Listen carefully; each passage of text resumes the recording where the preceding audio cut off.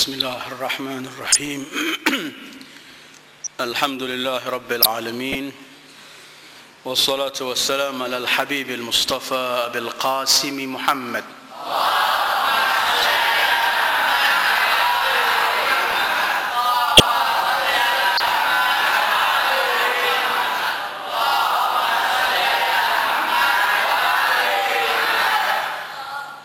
وآله الطيبين الطاهرين ولا حول ولا قوة إلا بالله العلي العظيم اللهم بحق محمد وآل محمد عليك صل على محمد وآل محمد وارزقنا ووالدينا وأزواجنا وأولادنا وذرياتنا من بعدنا حب محمد وآل محمد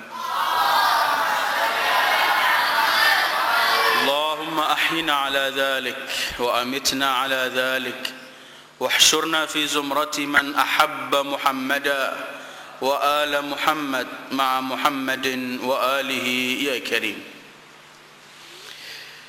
أيها الإخوة السلام عليكم ورحمة الله وبركاته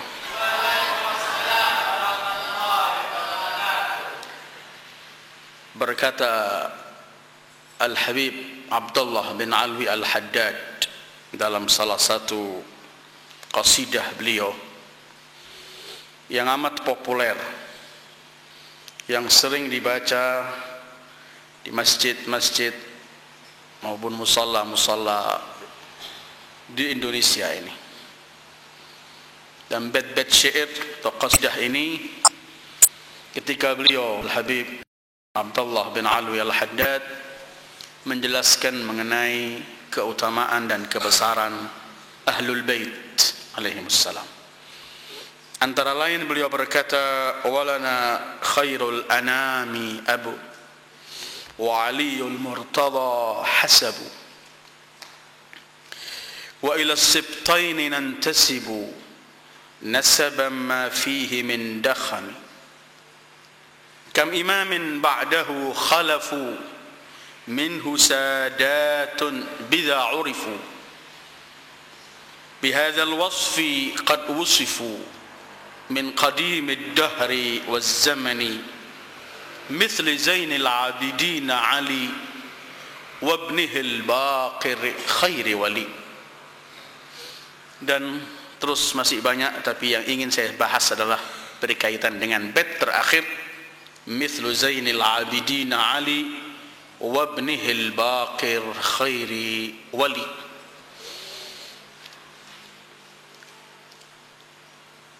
Malam ini kita akan memperingati hari syahadah Al-Imam Muhammad Al-Baqir,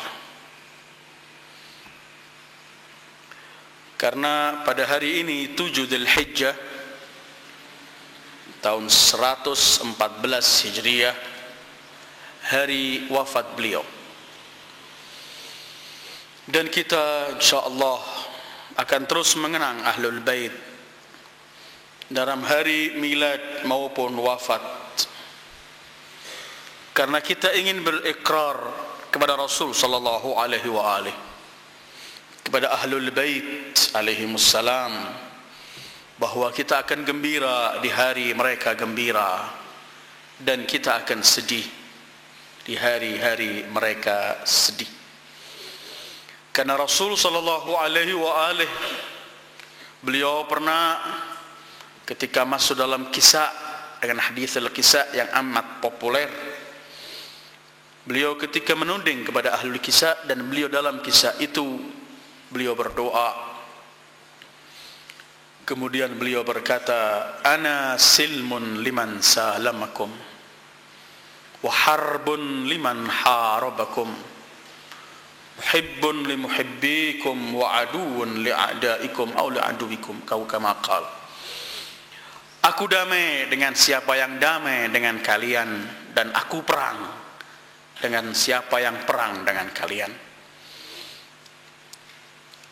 Toh dalam doa-doa ziarah juga kita ungkapkan ini kalimat silmun liman salamakum harbun liman harbakum sampai akhir. Karena itu malam ini seperti malam-malam sebelumnya, kita akan duduk bersama memperingati hari-hari besar yang terjadi kepada Ar-Rasul sallallahu alaihi wa alihi dan keluarga suci beliau. Hari ini kita akan memperingati hari syahadah Al-Imam Muhammad Al-Baqir. Beliau adalah imam kelima dari imam Ahlul Bait.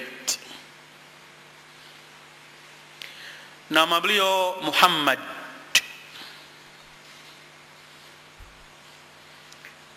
Ayah beliau Ali Zainal Abidin. Jadi beliau Muhammad ibn Ali ibn Husain ibn Ali bin Abi Talib atau ibn Fatimah binti Rasul sallallahu alaihi wa alihi. Ibu beliau bernama Fatimah binti Hasan. Ibu beliau adalah putri dari Imam Hasan. Jadi Imam Ali Zainal Abidin kawin dengan Fatimah, anak dari Al-Imam Al-Hasan. Karena itu dalam sejarah ditulis beliau adalah Hashimiyun ibnu Hashimiyain atau Alawiyun ibnu Alawiyain. Hashimi dari kedua ayah maupun ibu dari Hashimiyah. Karena ibu beliau Fatimah bintil Hasan ibn Ali bin Abi Talib atau Fatimah binti Rasulullah. Sementara ayah beliau Ali Zainal Abidin ibn Husain ibn Ali bin Abi Talib atau ibn Fatimah binti Sayyidil Wujud Muhammad sallallahu alaihi wa alihi. Nama ibu beliau Fatimah. Beliau lahir hari Jumat 1 Rajab tahun 57 Hijriah. 1 Rajab 57 Hijriah, hari Jumat. Ada riwayat berselisih antara hari, mengatakan Sabtu, Selasa.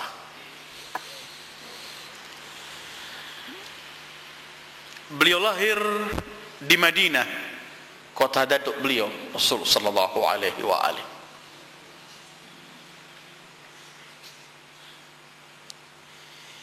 Istri beliau yang paling terkenal pernah kita bicarakan saat kita membicarakan Al-Imam Ja'far As-Sadiq. Istri beliau juga Fatimah yang disebut Farwah bintil Qasim bin Muhammad ibn Abi Bakr. Dan ada istri yang lain, Hakim. Anak-anak beliau ada 7. 5 lelaki, 2 perempuan. Anak beliau adalah Imam Ja'far As-Sadiq, Abdullah, Ubaidillah, Ibrahim, Ali, kemudian perempuannya Ummi Salamah dan Zainab. Apabila Ja'far dan Abdullah dari ibu yang satu, yaitu Farwah, sementara yang lain dari ibu yang berbeda. Panggilan beliau Abu Ja'far karena anak beliau bernama Ja'far.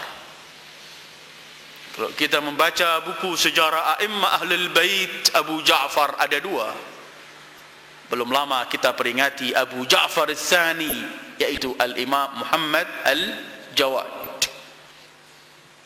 Dan beliau Abu Ja'far Al-Awwal, Al-Imam Al-Baqir.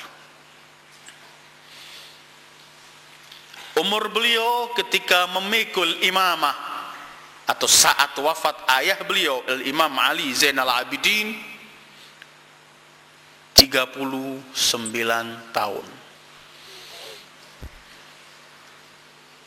Nanti akan kita bicarakan. Beliau hidup bersama datuk beliau hampir 4 tahun, 3 tahun sekian, dan kemudian dengan ayah beliau 39 tahun. Masa keimamahan beliau ada yang menyebutkan 18 tahun, ada yang berkata 19 tahun di riwayat lain. Beliau hidup di zaman beberapa kerajaan Bani Umayyah, antara lain Walid ibn Abdul Malik, Sulaiman bin Abdul Malik, Umar ibn Abdul Aziz, dan Hisham bin Abdul Malik. Dan di tangan kerajaan Hisham beliau wafat diracun. Beliau wafat diracun pada tanggal 7 Dzulhijjah tahun 114 Hijriah. Jadi lahir 57, wafat 114, usia beliau 57 ketika wafat. Kuburan beliau di Baqi di Madinah, di dekat kuburan ayah beliau. Kalau anda ke Baqi menemukan ada kuburan 4 berjejer, itu kuburan Al-Imam Al-Hasan, Al-Imam Ali Zainal Abidin, Al-Imam Muhammad Al-Baqir, dan Al-Imam Ja'far As-Sadiq. Di sebelahnya ada Abbas dan ada Fatimah binti Asad, ibu Amirul Mukminin Ali bin Abi Thalib.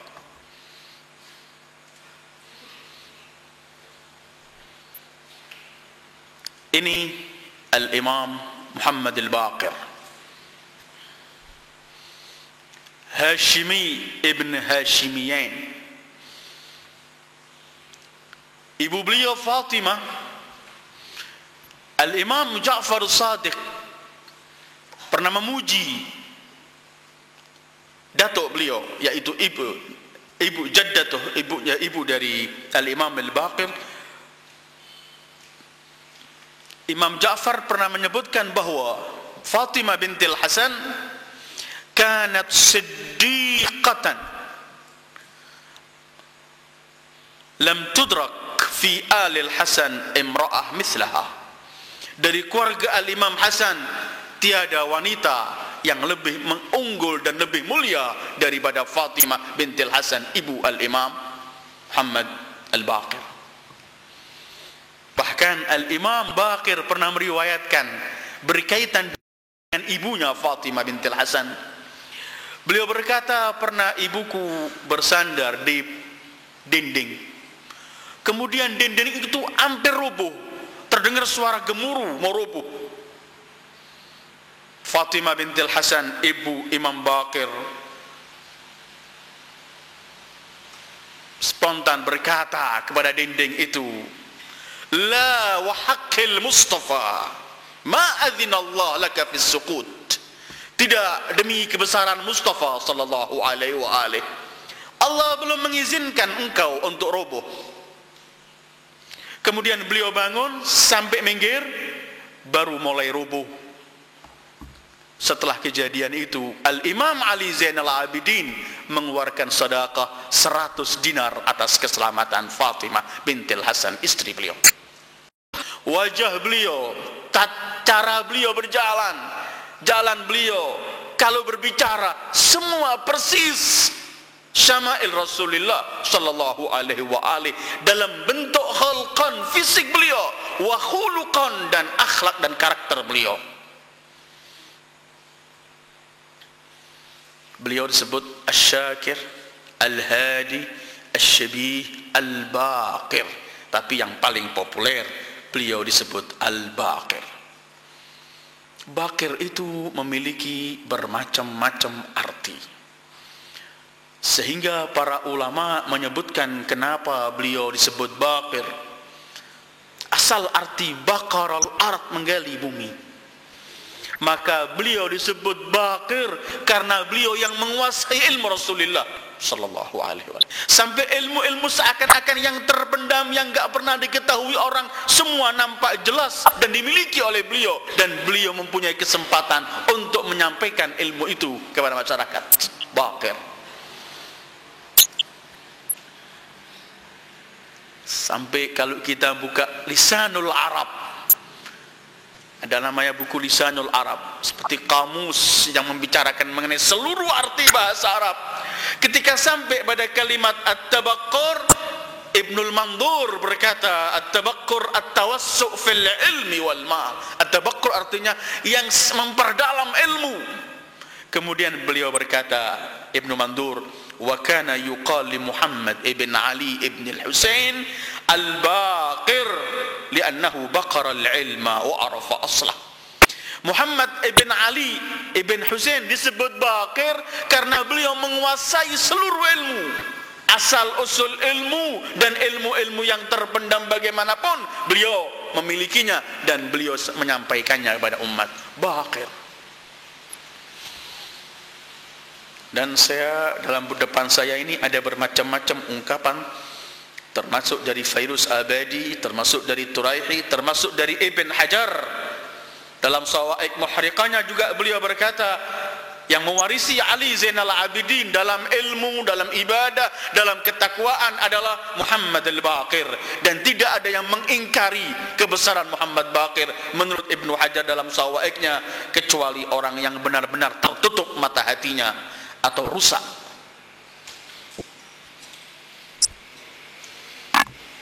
Siapa yang memberi gelar Baqir? Yang memberi gelar Baqir ini sebenarnya Rasulullah sallallahu alaihi wasallam. Dalam satu hadis yang amat populer, kita akan temukan hadis itu di sekian banyak buku kaum muslimin apapun mazhabnya. Ibnu Hajar dalam Sawa'iqnya pun menyinggung hadis ini, dan dalam bermacam-macam buku, bahwa suatu hari Rasul berkata kepada Jabir ibnu Abdullah al-Ansari, seorang sahabat bernama Jabir ibnu Abdullah al-Ansari. Dalam Sawa'iq Muhriqah, Ibnu Hajar menceritakan apa yang dikatakan oleh Jabir. Kuntu jalisan indahu wal Husain fi hijri. Kata Jabir, suatu hari aku duduk bersama Rasulullah, sementara Rasulullah sedang memangku al-Imam Husain yang masih kecil. Kemudian wa huwa yuda'ibuhu, Rasul mengajak main dengan Imam Husain dalam pangkuannya. Kemudian beliau berkata, faqala ya Jabir, akan lahir dari Husain ini seorang bernama Ali. Ya Jabir, yuladu lahu mauludun ismuhu Ali. Husain yang sedang kupangku ini kelak akan punya anak lelaki namanya Ali. Terus sabda Rasul, idza kana yaumal qiyamah nada munadin liyaqum sayyidul abidin. Ya Jabir, Husain nanti punya anak namanya Ali. Nanti apabila di hari kiamat akan ada suara teriakan berkata atas perintah Allah, silahkan bangun Sayyidul Abidin. Ketika Baqir Jabir mendengarkan ini, fayaqum waladuhu, maka bangunlah dia mahsyar kelak Zainul Abidin, Sayyidul Abidin, Al-Imam Ali Zainal Abidin, ayah dari Al-Imam Baqir. Kemudian sabda Rasulullah sallallahu alaihi wa alihi kepada Jabir, "Tsumma yuladu mauludun ismuhu Muhammad." Nanti akan lahir lagi dari Ali itu anak bernama Muhammad. Ini dalam riwayat Sawa'iq Muhriqah Ibn Hajar. Riwayat kitab yang lain, buku-buku yang lain, Rasul menyebutkan, dan Muhammad itu gelarnya Al-Baqir, begitulah namanya dalam Taurat, kata Rasulullah. Ya Baqir, Ali akan memiliki anak laki namanya Muhammad, dan kamu ya Baqir akan panjang usiamu dan umurmu, dan kamu akan berjumpa dengan Muhammad Baqir, dan kalau kamu berjumpa dengannya, sampaikan salamku untuknya. Karena itu sejarah mencatat Jabir bin Abdillah al-Ansari ini sudah tua. Bahkan ada yang menyebutkan beliau sahabat Rasul yang terakhir wafat di Madinah. Beliau sudah tua, setiap saat sering menteriak-teriak, ya Baqir, kapankah ia datang untuk aku sampaikan salam Rasul sallallahu alaihi wasallam. Di sini kemudian ada dua riwayat. Riwayat pertama, saat itu Jabir bin Abdillah al-Ansari di masa tuanya sudah hampir buta. Bahkan orang mengatakan buta. Kalau dia berbicara harus mengangkat kelopak matanya begini. Sudah tua sekali. Suatu hari beliau jalan di Madinah, nampak seseorang yang dilihat wajahnya, wajah Rasul, jalannya, dipanggil. Masih anak waktu itu. Siapa kamu? Tanya, aku adalah Muhammad bin Ali ibn Husain bin Ali bin Abi Thalib. Jabir teriak, kamu adalah Baqir. Dipeluk, dicium tangannya. Kata Imam Baqir, hampir mencium kedua kakiku. Fatanahaitu, aku menyingkir. Kemudian Jabir berkata, Rasul datukmu telah berkata bahwa aku akan ketemu denganmu, dan Rasul menyampaikan salam untukmu. Ketika Jabir menyampaikan salam Rasul kepada Imam Baqir, Imam Baqir berkata, ala Rasulillahi assalam ma damatis samawati wal ard wa alaikas salam bima ballaghtas salam. Atas Rasul datukku salam selagi langit dan bumi masih ada, dan untukmu juga salam karena engkau telah menyampaikan salam datukku. Di riwayat yang lain, belum buta Jabir, beliau ketemu Imam Muhammad al-Baqir di rumah Imam Ali Zainal Abidin, dan saat itu dipeluk, disampaikan salam. Belum lahir Rasul telah mempersiapkan salam agar disampaikan kepadanya. Dan yang paling beruntung memperoleh itu adalah Jabir ibn Abdillah al-Ansari, seorang sahabat yang setia dengan Rasulullah sallallahu alaihi wa alihi. Beliau hidup di zaman ketika beliau lahir, disambut oleh datuk beliau Al-Imam Husain. Jadi Imam Baqir ini ketika peristiwa Karbala, beliau ada di Karbala. Umur beliau 3 tahun sekian bulan.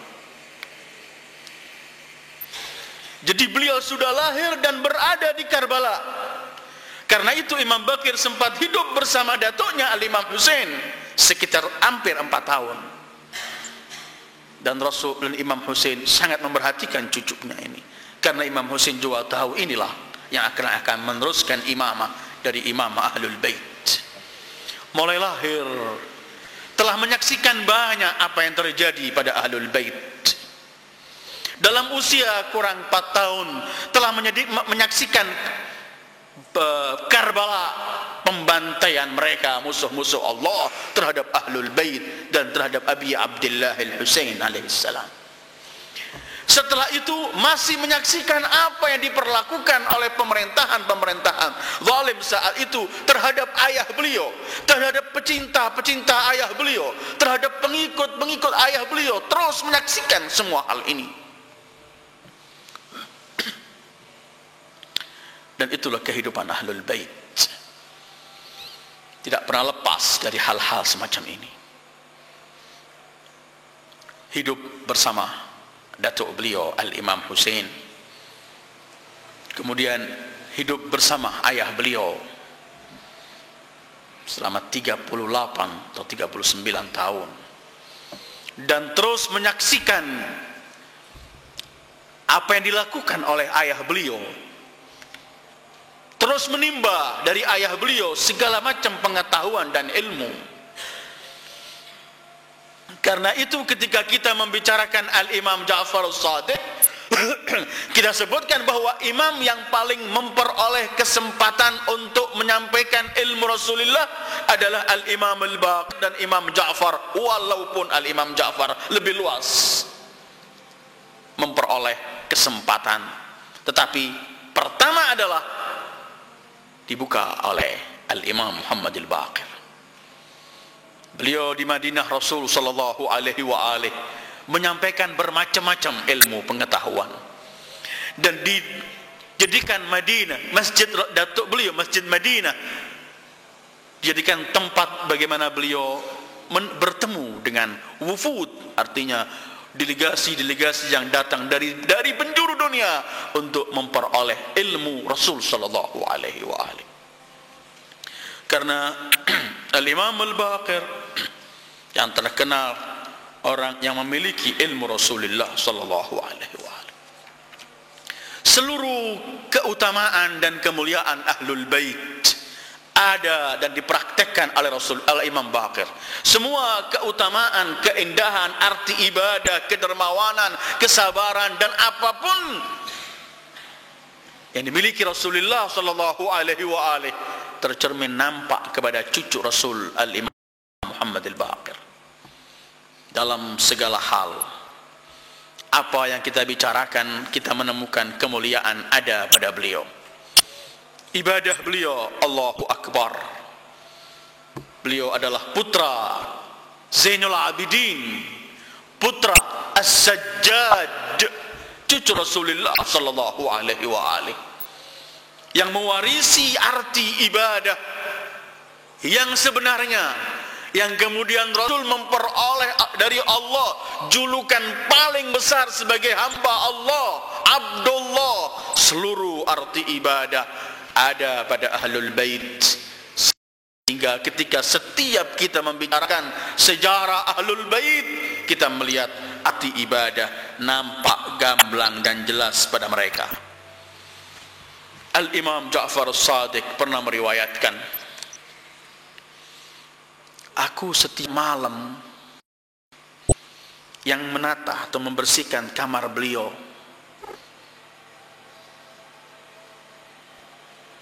kalau aku rapikan, disitulah ayahku Al-Imam Al-Baqir tidur. Suatu hari sudah kurapikan tempatnya, aku melihat ayahku belum kembali, masih di luar rumah. Aku tunggu, seluruh penghuni rumah udah tidur. Aku tunggu, aku lihat ayahku belum tidur. Agak lama aku tunggu, sekian lama, akhirnya aku takut mungkin terjadi sesuatu pada ayahku. Aku pergi ke masjid Rasulullah sallallahu alaihi wa alihi. Aku lihat masjid sunyi, tiada siapapun di masjid. Ketika aku masuk, aku menemukan ada seorang sedang sujud sendirian di masjid di malam hari. Ketika aku dekati, ternyata itu ayahku, Al-Imam Muhammad Al-Baqir. Coba dengarkan, Imam Ja'far meriwayatkan apa yang dibaca oleh Imam Baqir, cucu Sajjad, anak Sajjad Ali Zainal Abidin, di malam hari di masjid Rasulullah, dekat kuburan pusara Rasulullah, dalam keadaan sujud. Ternyata Imam Ja'far mendengarkan sujud ayah beliau semacam ini. Subhanakallahumma anta rabbi haqqa, sajadtu laka ya rabbi ta'abbudan wa riqqa, Allahumma inna amali dha'ifun fadha'ifhu li, Allahumma qini azabak yawma tab'atsu ibadak wa tub alayya innaka antat tawwabur rahim. Kata Imam Ja'far, aku lihat beliau dalam keadaan sujud, ayahku Imam Al-Baqir di sujudnya berkata, Subhanak, maha suci engkau ya Allah, engkau adalah Tuhanku yang sebenarnya, maha suci engkau ya Allah, aku sujud kepadamu sebagai pengabdian menampakkan hinaku di hadapanmu. Ya Allah, amal perbuatanku sangat lemah, sedikit, maka lipat gandakanlah pahala amal perbuatanku itu. Ya Allah, selamatkan aku dari siksaanmu ketika engkau bangkitkan hamba-hambamu kelak di hari kiamat, dan berilah taubat kepada aku, sesungguhnya engkau ya Allah maha pemberi taubat dan maha penyayang. Idal Hadda qal sami'tu Aba Ja'far yaqulu wa huwa sajid, beliau berkata ketika sujud, as'aluka bihaq bihaqqi habibika Muhammad illa baddalta sayyiati hasanat wa hasabtani hisaban yasira. Aku mohon demi kekasihmu Mustafa Muhammad, kecuali engkau ya Allah, kamu robah semua kejelekanku dengan nilai kebaikan, dan hisablah kelak aku dengan hisab yang amat ringan ya Allah. Dalam sujud keduanya beliau berkata, as'aluka bihaqqi habibika Muhammad illa kafaitani ma'unatad dunya wa kullu haulin dunal jannah. Aku mohon demi kekasihmu Muhammad, aku mohon agar engkau selamatkan aku, cukupkan aku dengan semua urusan dunia, dan selamatkan dari semua problemnya. As'aluka bihaqqi habibika Muhammad illa ghafarta li al-kathir min adh-dhunub wal qalil. Aku mohon demi kekasihmu Muhammad, kau ampuni semua dosaku, yang banyak maupun yang sedikit.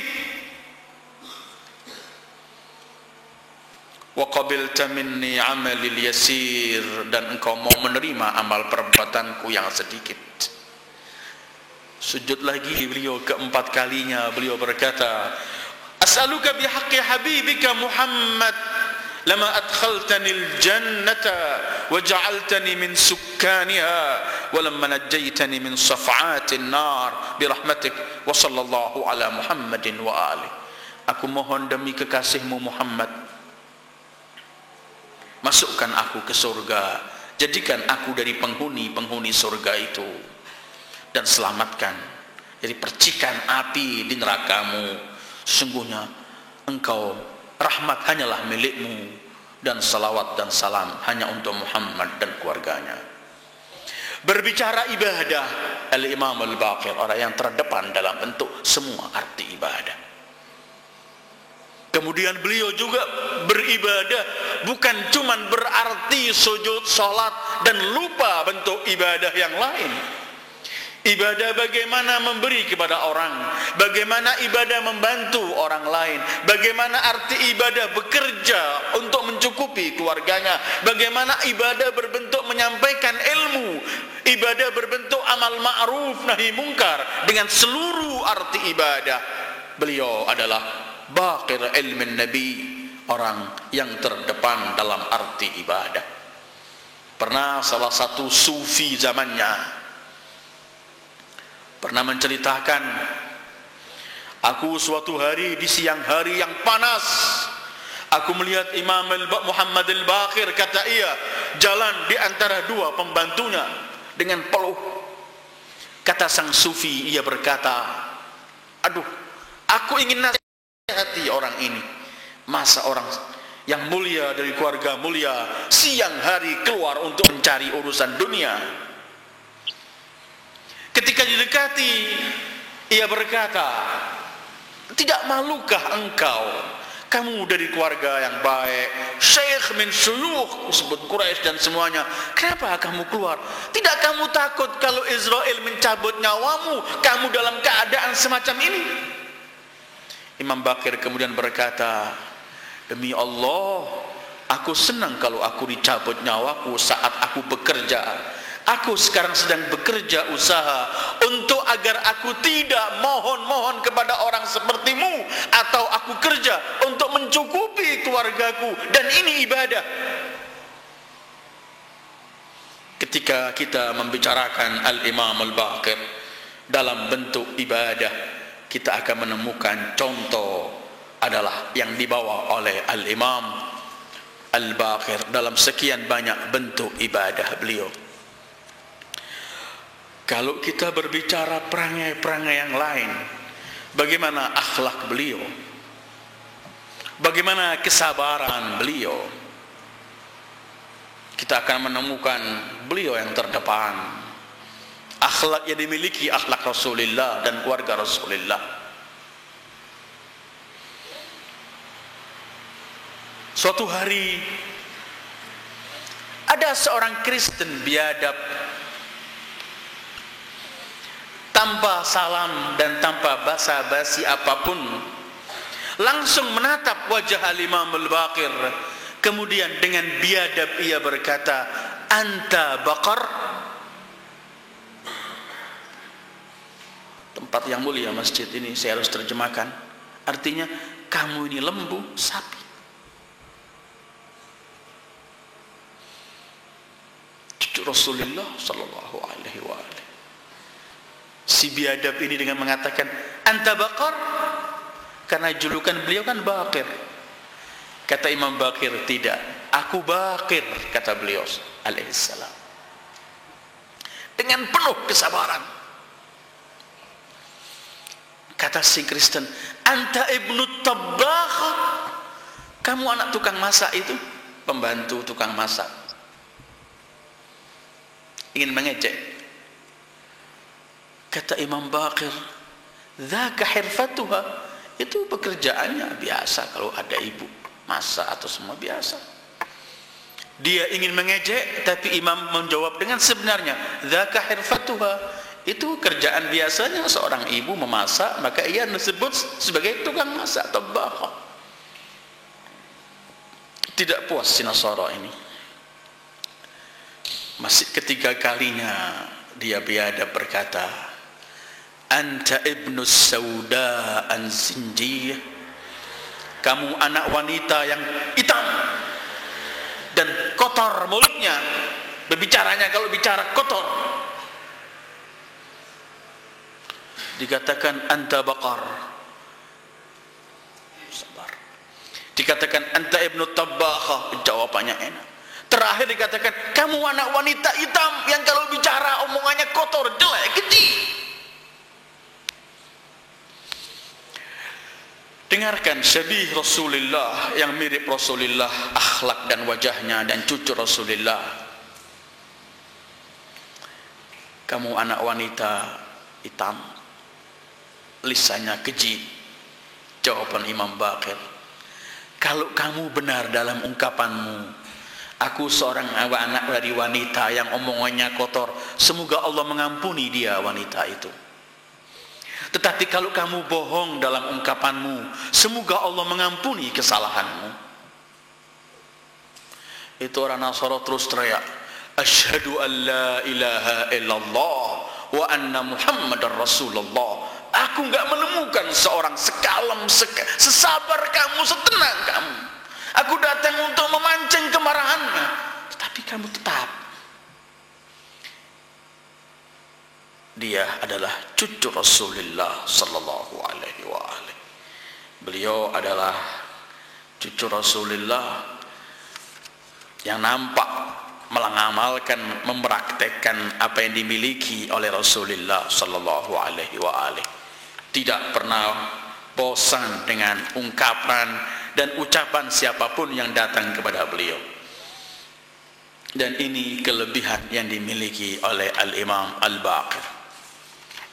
Apapun yang kita bicarakan, kita akan menemukan Al-Imam Al-Baqir adalah yang terdepan. Ilmu, Allahu Akbar. Namanya, julukan dan gelar beliau adalah Baqiru Ilmin Nabiyyin, yang menggali ilmu para nabi. Ini yang diberikan Rasulullah sallallahu alaihi wa alihi. Segala macam bentuk ilmu pengetahuan beliau memiliki.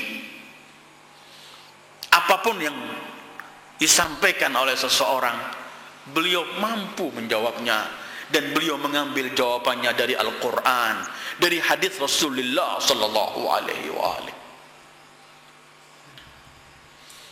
Ada seorang Khawarij yang datang. Orang Khawarij itu orang-orang yang anti Imam Ali dan keluarga Imam Ali, yang terjadi perang Nahrawan. Ada seorang yang sok mengaku dirinya paling pandai saat itu, Talha bin Nafi' ibn al-Azraq. Dia pernah berkata, aku bersumpah bahwa di bumi Allah ini tidak ada orang yang pandai untuk menjawab ketentuan dan apa yang telah kufahami, bahwa Ali bin Abi Thalib ketika memerangi orang Nahrawan, yaitu orang Khawarij, Ali bin Abi Thalib adalah seorang yang zalim dan keliru memerangi mereka. Ketika dia teriak ini, ada orang berkata, kamu pergi kepada anak-anaknya, turunannya Ali bin Abi Thalib. Kata dia, apa ada anak-anaknya atau keturunannya yang memiliki ilmu?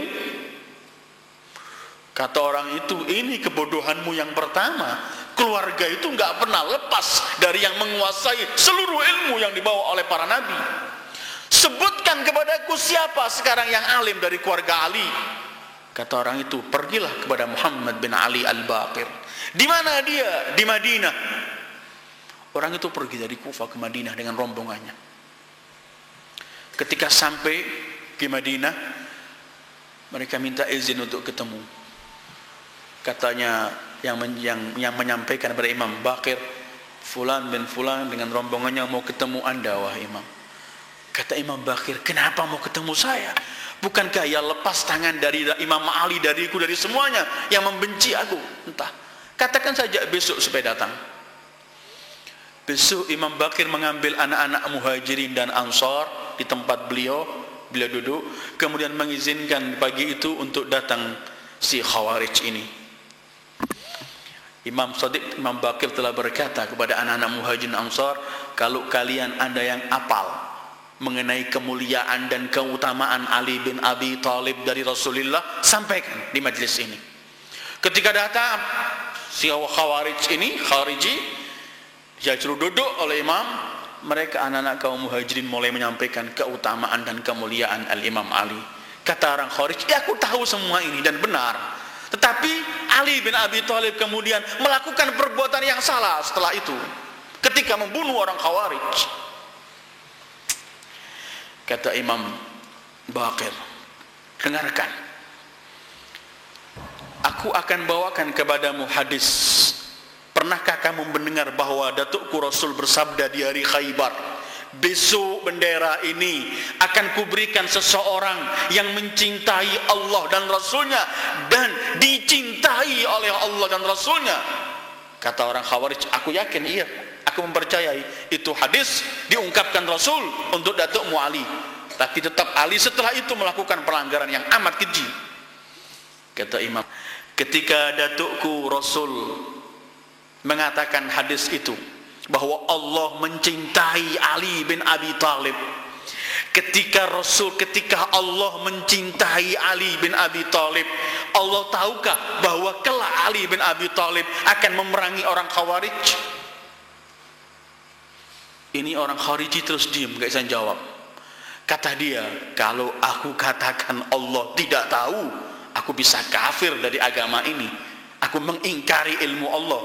Kalau aku tahu Allah ketika mencintai Ali bin Abi Thalib, bahwa Allah tahu, maha tahu kalau Ali akan membunuh orang Khawarij, berarti ketika membunuh orang Khawarij masih memperoleh gelar Allah mencintainya, gak bakal Allah mencintai seseorang yang membunuh orang tanpa alasan.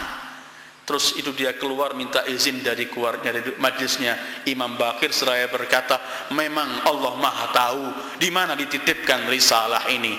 Allahu a'lamu haitsu yaj'alu risalatah.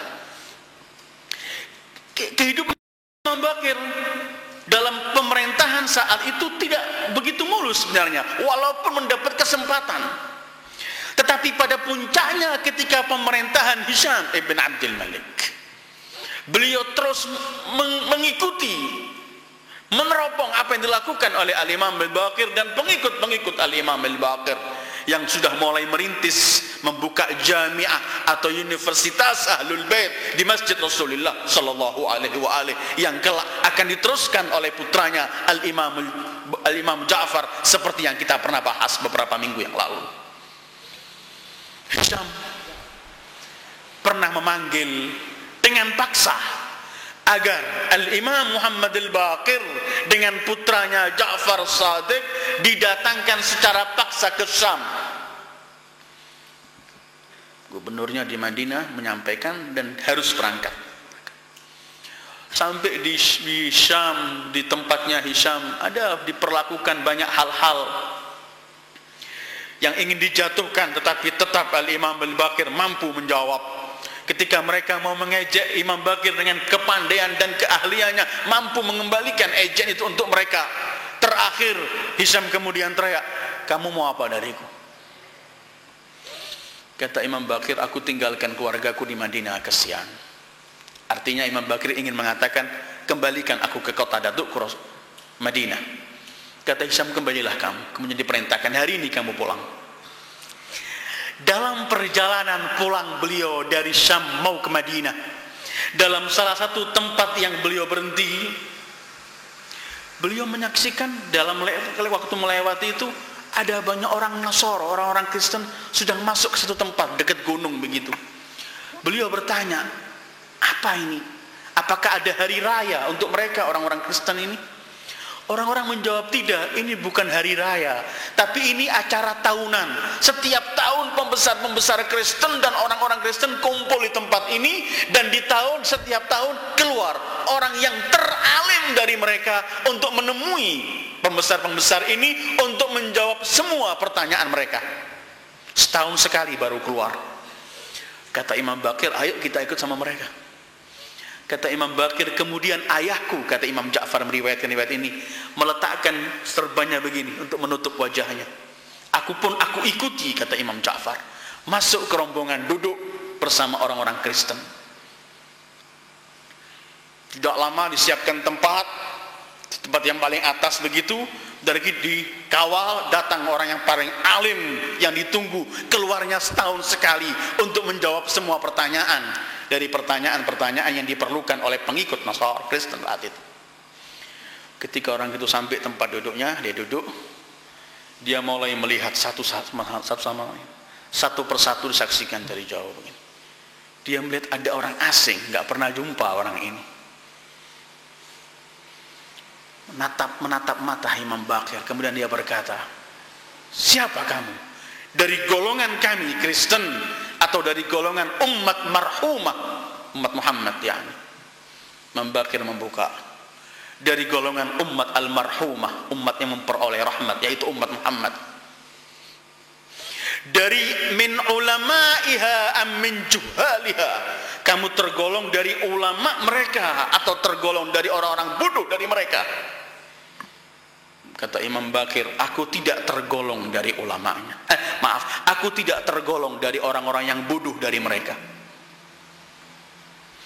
Kamu datang untuk bertanya, atau aku mau bertanya kepadamu? Kata Imam Bakir, kalau kamu menginginkan, tanyakanlah kepadaku. Ketika Imam Bakir berkata, tanyalah kepadaku, orang ini teriak, dengarkan.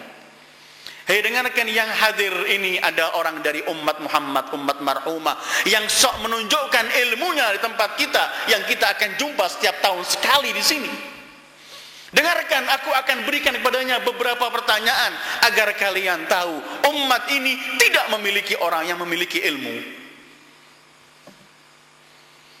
Kata Imam Bakir, salma badalak, silahkan tanyakan apa yang kamu inginkan. Aku ingin bertanya kepadamu, ada waktu yang waktu itu tidak masuk hitungan waktu malam dan tidak masuk hitungan waktu siang. Waktu apakah itu? Satu waktu, lahu min sa'atil nail atau min sa'atil nahar. Kata Imam Bakir, itu adalah waktu baina tulu'il fajri ila tulu'il syams.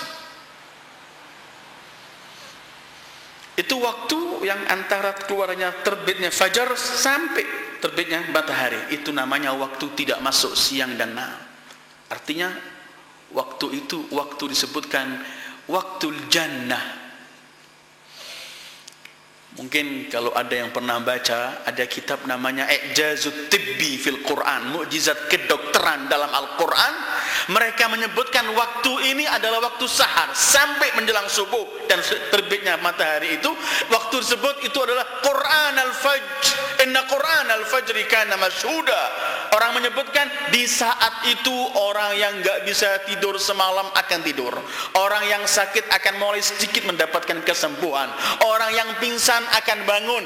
Dalam buku I'jazut Tibbi disebutkan ternyata di rumah sakit di barat Amerika maupun Eropa, waktu semacam ini selalu mereka buka jendela-jendela agar angin itu masuk pada semua pasien, sehingga mereka menyebutkan angin ini adalah angin sehat. yang membawa kesehatan. Kata orang Nasara ini, dia juga tahu jawabannya dari buku-buku terdahulu Taurat Injil. Kamu tadi saya tanya dari ulamanya atau dari yang bodoh, kamu mengatakan bukan dari ulamanya. Kata Imam Bakir, aku kan berkata bukan dari golongan yang bodohnya. Aku akan bertanya lagi, silakan, kata Imam. Kalian mengaku bahwa surga yang akan diberikan kepada kalian umat Muhammad itu buah-buahnya tidak pernah basi, terus fresh, dan tidak pernah nggak ada, selalu ada buah-buah itu. Bisakah kamu bawa contoh bahwa dalam kehidupan ada hal semacam itu? Kata Imam Bakir, aku bawa contoh, kamu di dunia ini ada hal semacam itu. Kamu lihat tanah ini, pernahkah manusia hidup di dunia ini nggak menemukan tanah? Dan pernahkah tanah ini nggak fresh? Selamanya ada. Kemanapun Anda menemukan, situ ada tanah. Dan begitulah kelak di surga Allah, di mana saja, kapan saja Anda akan menemukan buah-buahan itu, tetap ghaddan tariya, fresh. Teriak lagi orang Kristen, kamu mengaku bukan dari ulamanya. Kata Imam Bagir, bukankah kukatakan aku bukan tergolong dari yang bodoh dari mereka? Aku akan tanyakan kamu sekali lagi. Surga yang dijanjikan di agama kalian ini, orang makan, minum, tapi nggak buang air. Bisakah terjadi itu? Makan, minum, semua kenikmatan, tapi nggak buang air. Kata Imam Bagir, aku akan bawa contoh kamu di dunia ini sebelum di surga yang Allah janjikan untuk kita. Kata si Kristen, apa itu? Tidakkah kamu melihat janin dalam perut ibunya? Dia ikut makan dan yang minum apa yang dimakan dan minum oleh ibunya, tetapi selama sekian bulan tidak pernah mengeluarkan kotorannya. Sang Kristen tambah marah dan teriak dengan nada keras, kamu mengaku bukan dari ulamanya. Kata Imam Bagir, ku terkatakan aku sudah mengaku bukan dari yang bodoh dari umat ini. Kata si Kristen, pertanyaan terakhir, dan dia sudah mulai malu ini, setahun sekali keluar ini. Terakhir aku tanyakan kepadamu, silahkan. Ada dua manusia kembar, lahirnya sama, dikandung dalam perut yang sama, lahir di hari yang sama, mati di hari yang sama, saudara kembar, tapi yang satu umurnya 50, yang satu umurnya 150 tahun. Siapakah itu? Imam Bakir cuma dengan senyum. Itu Uzair dan Uzairah. Itu Uzair dan Uzairah, anak kembar, lahir di hari yang sama. Setelah mereka berdua umur 25 tahun, saya baca di Bihar, jilid 50 sekian, ada yang mengatakan umur 25, ada yang mengatakan 30 tahun dalam dua riwayat. Setelah mereka berdua umur 25 tahun, yang Uzair oleh Allah dimatikan selama 100 tahun. Sementara Uzairah saudaranya sudah hidup umurnya 125 tahun. Ketika Uzair kembali, masih kembali dengan umurnya 25 tahun ketika dihidupkan oleh Allah. Baca cerita Uzair dalam surat Al-Baqarah. Amatahullah mi'ata amin summa ba'athah.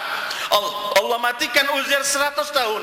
Ketika dibangkitkan, tetap himarnya yang ditunggangi, makanan yang dibawa masih utuh, dan umur dia masih tetap 25 tahun. Karena itu ketika dia kembali ke rumahnya, saudara kembarnya sudah umur 125 tahun. Ketika mulai bicara saudaramu, orang Uzair heran, kenapa kau tahu nasibnya saudaraku yang sudah sekian lama mati? Katanya, akulah abangmu. Dan setelah itu sempat hidup 25 tahun lagi, persis ketika Uzair umurnya 50 dan Uzairah sudah umurnya 150 tahun, mati di hari yang sama. lahir di hari yang sama, mati di hari yang sama, tapi satu umurnya 50, yang satu 150. Katanya orang Kristen, hei orang-orang yang hadir, kalian telah durhaka dengan aku tidak keluar kecuali setahun sekali, tapi kalian kenapa izinkan orang ini mempermalukan aku depan kalian? Terus dia keluar, kemudian berkata, tidak pernah akan keluar lagi aku sepanjang hidupku. Kemudian dia keluar tanpa kembali. Berbicara ilmu Rasulullah sallallahu alaihi wasallam. Walaupun perjalanan ini belum selesai, ketika mereka kembali dari tempat ini masih panjang ceritanya. Silahkan Anda baca Biharul Anwar ketika membicarakan Al-Imam Muhammad Al-Baqir. Itulah beliau Al-Imam Muhammad Al-Baqir. Dalam semua kebesaran beliau, dalam semua keagungan yang beliau miliki, beliau wafat 7 Dzulhijjah 114 Hijriah, diracun. Dalam keadaan wafat diracun, seperti yang sering saya ungkapkan bahwa para a'immah ma minna illa maktulun atau masmum, semua dari imam terbunuh atau teracun. Seperti lazimnya kita memperingati hari-hari wafat atau lahir para imam, kita ingin juga mengkaji walaupun sedikit. Dan tetap saya anjurkan untuk diri saya dan antum semuanya untuk mengkaji ungkapan-ungkapan indah mereka untuk kita buat pegangan dalam hidup ini. Ada bermacam-macam ungkapan, tiara ungkapan beliau yang saya tulis di sini. Saya akan lewat saja. Salah satu beliau pernah berkata, silahul li'am qabihul kalam. Senjatanya orang laim yang enggak kenal budi, biadab, kurang ajar, itu orang laim. Senjatanya selalu ialah qabihul kalam. Pembicaraannya keji, jelek sekali. Orang yang hina, orang yang enggak kenal budi kebaikan orang, itu senjatanya selalu kalau berbicara jelek. Ungkapannya enggak pernah enak didengar oleh telinga. Kalau orang mulia tidak, orang mulia selalu ungkapannya menyenangkan orang lain, menegur orang pun dengan enak. Tetapi kata Imam Baqir, silahul li'am qabihul kalam. Padahal Al-Quran mengajari kita, kalau kita mau berbicara sama orang, waqulu linnasi husna, berbicara sama orang dengan yang baik. Qul khairan litaghnam awiskut litaslam. Kata Rasulullah, ungkapkan yang baik agar kamu memperoleh keuntungan di balik ungkapan itu, atau diamlah agar kamu selamat. Apalagi kalau dakwah dengan ungkapan yang kasar, menyakiti orang, apalagi omong kotor kadang-kadang, itu bertentangan dengan ud'u ila sabili rabbika bil hikmati wal mau'izatil hasanah. Apalagi kalau kita harus diskusi, harus wajadilhum billati hiya ahsan, bukan malah yang baik, yang ahsan lebih baik. Wa qulu linnasi husna. Al-Imam Al-Habib Ali Al-Habsyi yang sering kita baca Maulud Habsyinya Simtul Turan, kalau mensifati Rasulullah, kana la yaqulu wa la yaf'alu illa ma'rufa. Kalau bicara enak pembicaraan Rasulullah sallallahu alaihi wasallam. Kedua, Al-Imam Al-Baqir pernah mengatakan begini, salasatun man kunna fihi istakmala al-iman billah. Ada 3 perangai indah. Siapa yang memiliki 3 ini sungguh telah sempurna imannya pada Allah. Pertama, man idza radiya lam yudkhilhu ridahu ila batil. Ketika ia rela, gembira, senang, kerelahannya, kegembiraannya, kesenangannya enggak bawa ia kepada kebatilan. Ada orang dalam keadaan senang, rela, gembira, lupa, hanyut, kemudian kerelahannya, kesenangannya membawa dia untuk melakukan perbuatan batil. Kedua, wa man idza ghadiba lam yukhrijhu ghadabuhu minal haqq. Siapa yang marah, ketika marah, marahnya tidak akan mengeluarkan dia dari hak. Tetap dalam real hak, ketentuan hak. Jangan ada orang marah lupa daratan kemudian keluar dari hak. keluar dari kebenaran Islam, keluar kalimat-kalimat yang mungkin akan membawa dia pada kekufuran, wa na'udzubillah. Kata Imam, apabila seorang marah, kemarahan dia tidak membawa ia keluar dari al-haq, kebenaran. Ketiga, waman idza qadar lam yatanawal ma laysa lah. Siapa yang mampu, dalam posisi mampu, dia tidak pernah akan melakukan sesuatu yang di luar kebenaran, di luar kemampuan, di luar yang ketentukan kepada dia. Bukan, kata orang Jawa, bumbung mampu, dia berbuat seenaknya. Tidak. Kemampuan dia tidak dibuat senjata untuk menindas yang lain, untuk berbuat sewenang-wenang, tidak. Jadi akan sempurna iman seseorang ketika memiliki tiga, ketika rela dan marah tidak membawa kerelahannya kepada batil. Ketika marah tidak akan mengeluarkan kemarahannya kepada hak dari hak. Ketika mampu tidak membawa kemampuannya untuk melakukan hal-hal yang tidak benar. Ketiga, pernah beliau menasihati putranya, beliau berkata, ya bunai, idza an'ama Allahu 'alaika bi ni'matin faqul alhamdulillah, wa idza ahzanaka amrun faqul la haula wala quwwata illa billah, wa idza abta'a anka rizq faqul astaghfirullah. Pegangan ini ayolah ikhwah, saya minta antum pegang semua ini dan kita akan praktekkan. Kata Imam Bakir menasihati anaknya, hai putraku, kalau engkau memperoleh nikmat dari Allah, katakanlah alhamdulillah. Kalau engkau dalam kesulitan, dalam problem dalam kehidupanmu, katakanlah la haula wala quwwata illa billah. Kalau rizkimu mulai lambat, macet, sulit, katakanlah astaghfirullah. Baca surat Yunus, surat Nuh. Di balik istighfar adalah rizq. Wa qultu astaghfiru rabbakum innahu kana ghaffara yursilis samaa 'alaikum midrara, sampai akhir baca mengenai di balik istighfar. Jadi kalau ada nikmat katakan alhamdulillah, ada problem katakan la haula wala quwwata illa billah. Kalau agak macet, agak sulit, agak kerjaan agak mulai macet, rezeki lambat datangnya, katakan astaghfirullah. Ada ungkapan indah beliau sebutkan dalam doa, tapi ungkapan yang singkat ini pegangan kehidupan kita sampai akhirat. Dalam salah satu doa beliau berdoa begini, Allahumma a'inni 'ala dunya bil ghina wa 'ala al-akhirah bil 'afw.